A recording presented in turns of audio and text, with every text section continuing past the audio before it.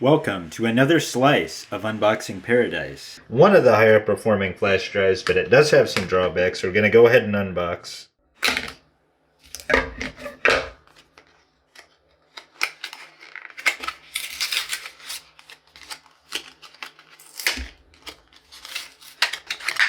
It's a nice dark gray color.